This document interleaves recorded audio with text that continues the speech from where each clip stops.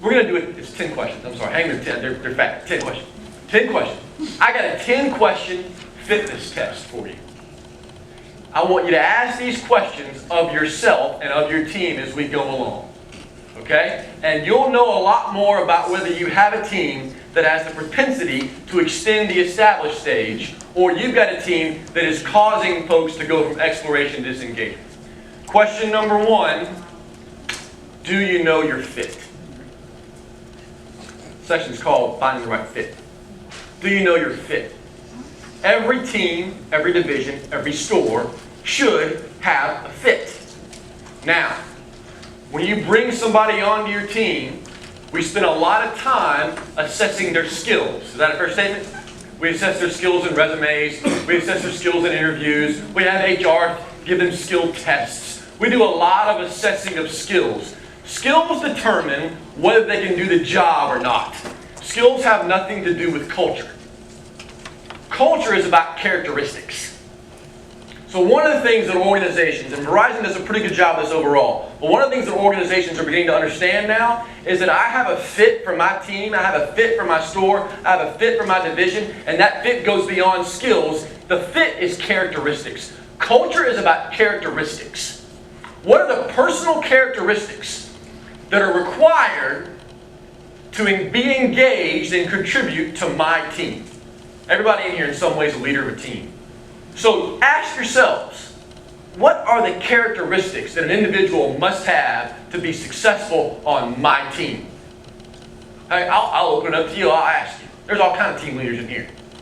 What are some of the characteristics you value when you're bringing somebody new onto your team, or recruiting somebody into a team, or you're managing your team now? What are the characteristics you value most? What does it take to be successful in your group? Competitiveness? That's a big one. What was it? Attitude. I'll come back to you. More on attitude. What kind? Good attitude. Positive attitude. Positive outlook. Gotta have that, right? That's great. What'd you say? Self-motivated. Okay, you gotta have. So you're somebody who needs a fire from somebody else. They can't work. That won't work for you. They gotta be on their own motivated. Okay, I like that. What else? What else? Discipline. Where's discipline? Raise your hand. Discipline. Discipline. Tell me about that. Well, just, in your day, you got to be disciplined to show up and go get it done. Yeah, Organized. Organized too. Those two things go together a little bit, don't they? That discipline. We had a Verizon training about a year ago, and one of the people in the back, brilliant lady, asked a question. She said, I'm having a hard time with somebody on my team. I can't get them to set up their voicemail. They were customer-facing people. I said, on their phone. So they're a millennial. What should I do? What tricks, what things should I do? What kind of things can I do to get this person to set up their voicemail? And I said, tell them to set their voicemail up. And if they don't, fire them. Sometimes turnover is a beautiful thing.